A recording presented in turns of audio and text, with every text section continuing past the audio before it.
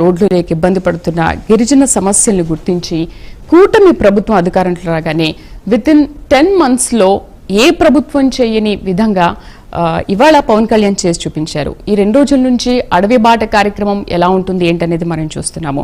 So విజయవంతం చేశారు. విజయవంతం చేసేదాకా నేను వెళ్ళను అని చెప్పారు. స్టిల్ ఇప్పటికీ కూడా ఇంకా సింగపూర్ వెళ్లకుండా ప్రెస్ మీట్ లో ఇంతకు ముందు మనం మాట్లాడారు, ఆయన చూసాము.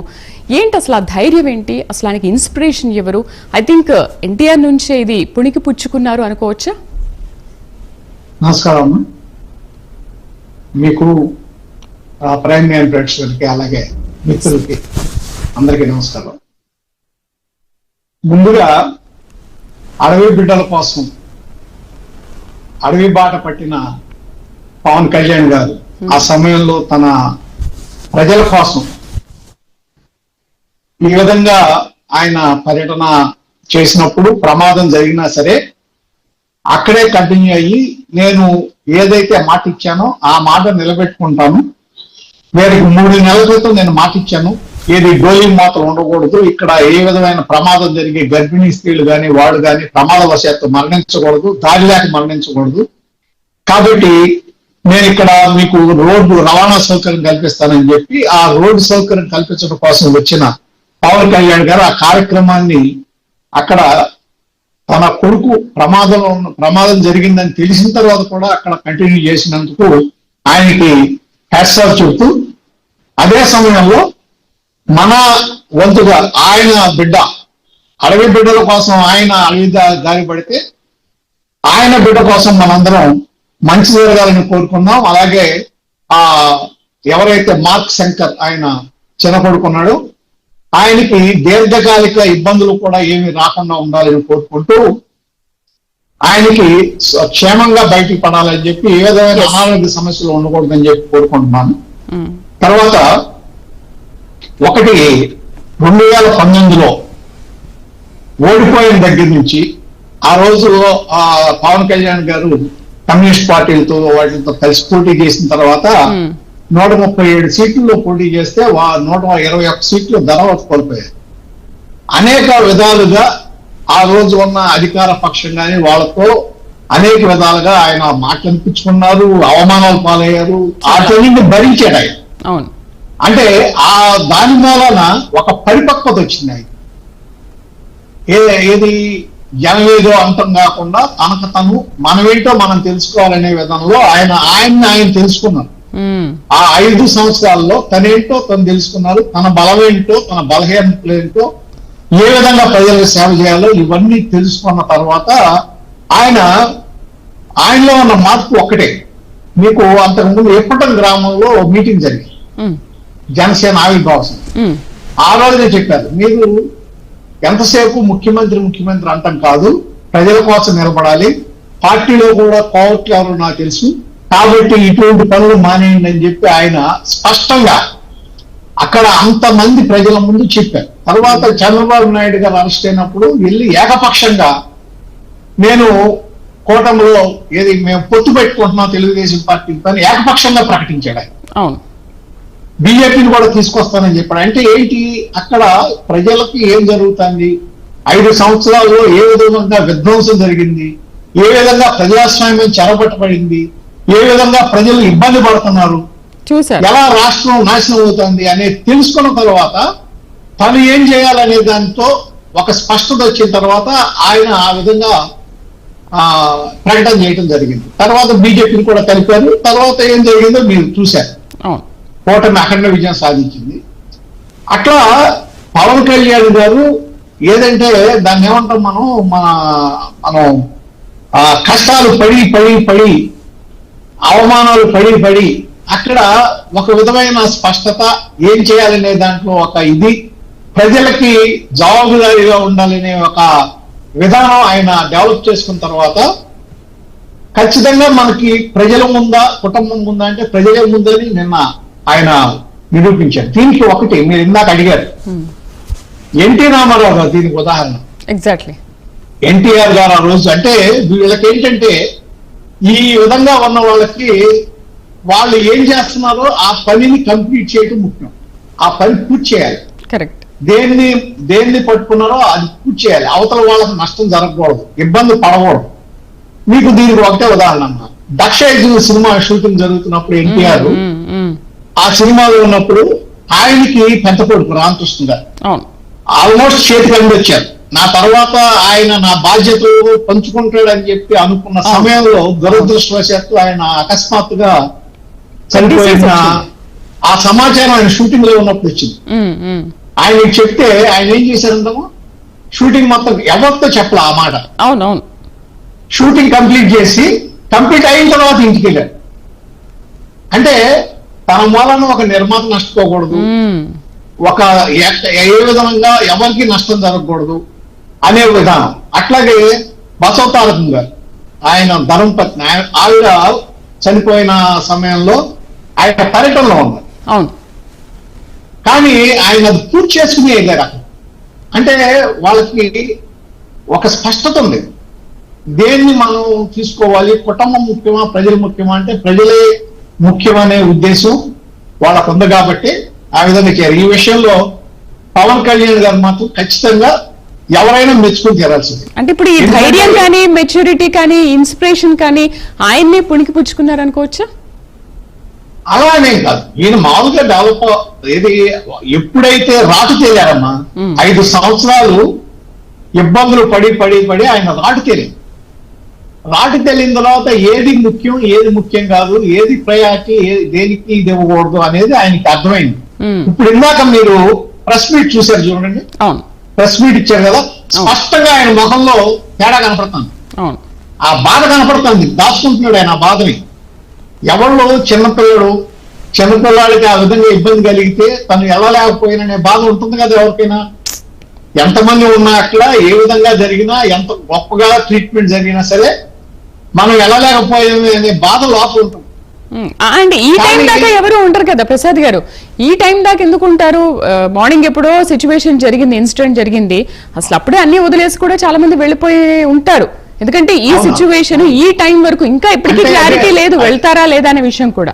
ఈ రోజు గత 5 సంవత్సరాల్లో ఒక రోడ్డు పళ్ళ అక్కడ మన్యంలో ఈ కుడి గ్రామానికి వెళ్ళినప్పుడు ఆయన 1000 కోట్లతో నిధులతో రోడ్లు అక్కడ నిర్మించడానికి, అంటే అక్కడ ఏంటంటే పాప వాళ్ళు ఈ గర్భిణీ స్త్రీలు కానీ వీళ్ళు కానీ ఢిల్లీలో మోసుకెళ్లాల్సి వచ్చే పరిస్థితి అక్కడ రోడ్డు సౌకర్యం లేక.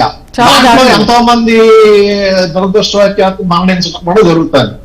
ఆయన హామీ ఇచ్చాడు పవన్ కళ్యాణ్ గారు, హామీ నిలబెట్టుకోవడం కోసం వెళ్ళాడు కాబట్టి దాన్ని కంప్లీట్ చేసి ముందు ఆ పని పూర్తి చేసిన తర్వాత ఆయన మిగిలిన కార్యక్రమాలకు వెళ్దాం కొడుకైనా సరే. ఎందుకంటే లోపల బాధను దిగమింగుని ప్రజలకు సేవ చేయడం అనేది గొప్ప విషయం. దాంట్లో పవన్ కళ్యాణ్ గారి వాళ్ళ తను ప్రజలే ఫస్ట్ అనేది నిరూపించడం అనేది నా ఉద్దేశం. రైట్, అంటే ఇప్పుడు ఆయన పరిస్థితుల్లో అంత ప్రమాదం జరిగినప్పటికీ కూడా అవన్నీ ఏమీ కేర్ చేయకుండా ఈ రోజు మా ఇంటికి వచ్చి తీరారు, చేసిన ప్రామిస్ ఆయన నెరవేర్చుకున్నారు అని చెప్పారు.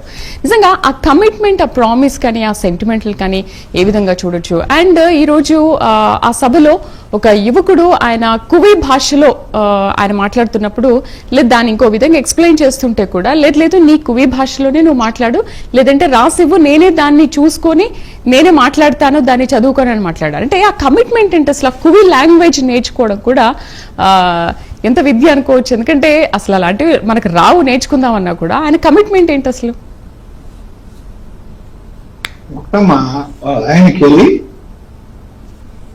ఇది ఖచ్చితంగా మనం చెప్పుకోవాల్సింది ఏంటంటే ఆ కమిట్మెంట్ టువర్డ్స్ పీపుల్, ఆ డౌన్ రావడానికి, పేదలకి, దళితుల పక్షాన నిలబడతాం, ఆ అడవి బిడ్డల పక్షాన ఎలా నిలబడాలి. 3 నెలల క్రితం ఏదైతే మనం మాట ఇచ్చామో వాళ్ళకి, మీకు ఏది రోడ్ సౌకర్యం ఏర్పాటు చేస్తారని దాన్ని నిలబెట్టడం కోసం రావటం, ఇదంతా ఏంటంటే ఆయన కమిట్మెంట్, మనిషిలో ఎంత కమిట్మెంట్ ఉంది, ఏ విధంగా చేద్దామనే కోరిక ఉంది లోపల. అసలు మనిషిలో ఆ జిజ్ఞాస ఉండాలి, మనం ఈ పని చేస్తున్నాం, చెయ్యాలి, దీన్ని మనం ఒక మాట ఇచ్చాం, ఈ మాట నిలబెట్టాలి అనే ఒక పట్టుదల, దానికి ఒక కమిట్మెంట్, ఇవన్నీ ఉన్న వాళ్ళకి ఇది ఇట్లా ఉంటుంది. ఆ కమిట్మెంట్ ఉంది కాబట్టి ఇందాక మీరు అన్నారు కదా, వాళ్ళ పెద్ద అబ్బాయిది పుట్టినరోజు నేను ఇవాళ కదా ఇవాళ పుట్టినరోజు ఉన్నప్పుడు ప్రమాదం జరిగింది. ఈ పుట్టినరోజు ఉన్నప్పుడు ముందు తెలుసు కదా, మరి ఈ ప్రోగ్రామ్ లో ఒక రోజు ముందు జరుపుకోవచ్చు, లేకపోతే ఒక రోజు వెనక పెట్టుకోవచ్చు అవకాశం ఉంది.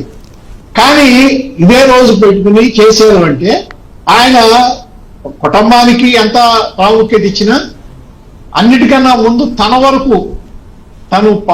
వరకు చూసుకుంటే ప్రజలకే ప్రాముఖ్యత ఇవ్వాలి, పీపుల్స్ ఫస్ట్ అనే కార్యక్రమాన్ని అమలు చేయాలని ఆయన స్పష్టత వచ్చిందనేది ఒకటి. ఇక్కడ ఇందాక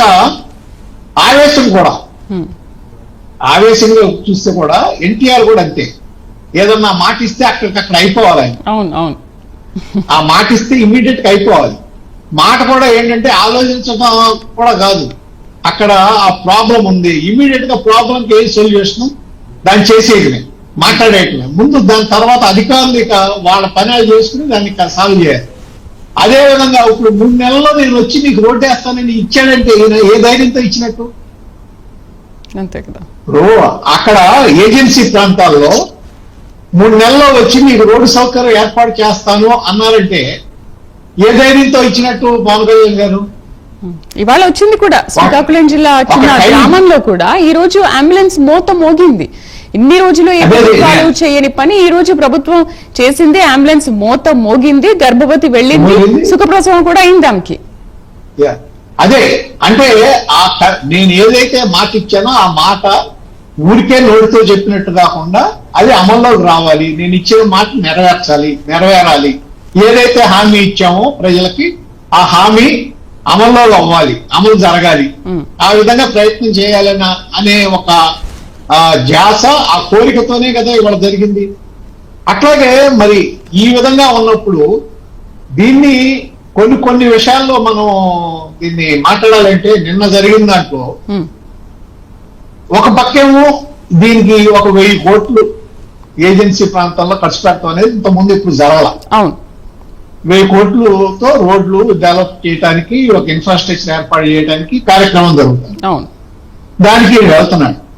దాన్ని ఇప్పుడు ఎట్లా ఉందంటే ఇవాళ సోషల్ మీడియా పరిస్థితి కానీ కొన్ని ఇది కానీ మీడియా పరిస్థితి కూడా ఎట్లా ఉందంటే దొంగపోతే ఏంటంటే దొండ కట్టేయండి అన్నట్టుగా దానికి కనీసం ఆలోచించకుండా నిన్న పవన్ కళ్యాణ్ పర్యటన కూడా వివాదాస్పదం చేశారు. ఏది జేఈ దానికి పవన్ కళ్యాణ్ దానికి పరీక్షకు వెళ్ళలేకపోయారు అని చెప్పేసి చేస్తే అసలు దీనికి ఏమి కాదమ్మా. అసలు దీనికి ఒక విధంగా చూస్తే పవన్ కళ్యాణ్ సంబంధం లేదు, వ్యక్తిగతంగా తనకేం సంబంధం లేదు. అది వాళ్ళు సెక్యూరిటీ వాళ్ళు చేస్తారు. సీఎం వచ్చినా, పిఎం వచ్చినా, లేక మంత్రి వచ్చినా, డిప్యూటీ సీఎం వచ్చినా వాళ్ళకి ఆ కార్యక్రమాలు చేసేవాళ్ళు పోలీసు, ఆ డిపార్ట్మెంట్.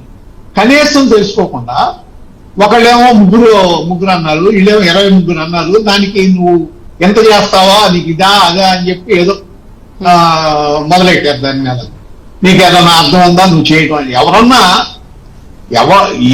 ఏ ముఖ్యమంత్రి వెళ్ళినప్పుడు కానీ లేకపోతే ఏ మంత్రి వెళ్ళినప్పుడు కానీ ట్రాఫిక్ ఆపమని ఉన్నారు చెప్పండమ్మా. దానికి వాళ్ళనట్ట బాధ్యం చేస్తారు. తీరా ఎంక్వైరీ చేస్తే పోలీసులు ఏమైంది, 7 గంటల దగ్గర నుంచి 8:30 లోపు వాళ్ళు ఆ ఎగ్జామ్ సెంటర్కి వెళ్ళాలి. కానీ 7 నుంచి 8:30 వరకు అసలు ట్రాఫిక్ ఆపలేదు మేము. చెప్పారు వాళ్ళు. ఎవరైతే వెళ్ళాలి ఎగ్జామ్ సెంటర్ 8:41కి వెళ్ళారు వాళ్ళు. కాబట్టి దీనికి దానికి సంబంధం లేదని అల్టిమేట్ గా తేలింది. అది దీని మూలన ఏం ప్రయోజనం వస్తుంది నాకు అర్థం కావట్లేదు. ఇటువంటి తప్పుడుగా ప్రచారాలు చేసో లేకపోతే ఇటువంటి ఇచ్చేసో అక్కడికక్కడ ఏదో కాసేపు ఆనందపడుతుంది తప్ప ఒక మంచి పని జరుగుతుంది కదా. మంచి పనిని సైడ్ ట్రాక్ చేయడం కోసం చెడు పని జరిగిందని చూపించటం, దానివల్ల ప్రయోజనం ఏంటంటున్నా నేను. ఎందుకు అట్లా ఆ విధంగా రాజకీయం దిగజార్చుకుంటాం ఎందుకు? దానివల్ల ప్రయోజనం ఏంటి? మనం ఏదన్నా తప్పు జరిగితే దాన్ని ప్రశ్నించాలి. ఏది అట్లాగే ఇప్పుడు ఇవాళ అక్కడ ఏది జగన్మోహన్ రెడ్డి గారు వెళ్ళారు, అక్కడ ఏది మన అనంతపురం జిల్లా రాప్తాడు. సెక్యూరిటీ ఉంటుంది కదా, ఖచ్చితంగా ఆపుతారు. ఆయన వెళ్ళే రూట్ లో వెహికల్స్ ఆపుకునే ఎట్లుంటారు? అది నార్మల్ గా జరిగేది. దాన్ని పట్టుకుని నేనంతా దాని మీదే ఇచ్చేసి చేయటం అనేది అయితే ఒకటి. జగన్మోహన్ రెడ్డి గారు కూడా ఎప్పుడైతే ఇట్లా ఈ మార్క్ శంకర్ ఇట్లాగా పవన్ కళ్యాణ్ గారి అబ్బాయికి ప్రమాదం జరిగిందన్నారో ఆయన కూడా స్పాంటేనియస్ గా స్పందించారు. మంచి విషయం. పార్టీ రహితంగా అన్ని పార్టీల వాళ్ళు అందరూ కూడా స్పందించడం అదొక మంచి పరిణామం. ఈ విధంగానే ఉండాలి. ఇక ముందు కూడా ఈ విధంగా ఉంటే మంచిది. ఎవరైనా సరే రాజకీయ నాయకులు రాజకీయంగా చేయండి, వ్యక్తిగతాన్ని వ్యక్తిగతంగా ఉంచండి. అట్లాగే మంచి పని జరిగినప్పుడు మీరు దాన్ని హర్షించండి, చెడు జరుగుతున్నప్పుడు మీరు విమర్శించండి, తప్పులేదు. విమర్శ కూడా ఎట్లా ఉండాలంటే అసభ్యకరమైన విమర్శలు కాదు, ఉండొద్దు. అవును, పాయింట్స్ దాని మీద విమర్శించండి. ఈ విధంగా ఆరోగ్యకరమైన వాతావరణం, ఆరోగ్యకరమైన రాజకీయ జీవితాన్ని భవిష్యత్ తరాలకి మనం పరిచయం చేస్తే వాళ్ళు కూడా రాజకీయం అంటే కొద్దిగా ఇంట్రెస్ట్ ఉండి ప్రజలకు మేలు జరిగే అవకాశం ఉంటుంది. ఏదైనా పవన్ కళ్యాణ్ గారు నిన్న జరిగిన దాన్ని కానీ, ఆయన ప్రవర్తించిన తీరు కానీ, ఆయన నిబ్బరంగా ఉన్న దాన్ని కానీ అందరూ అప్రిషియేట్ చేయాలి. ఒక పరిణితి చెందిన రాజకీయ నాయకుడిలాగా ఆయన రూపుదిద్దుకు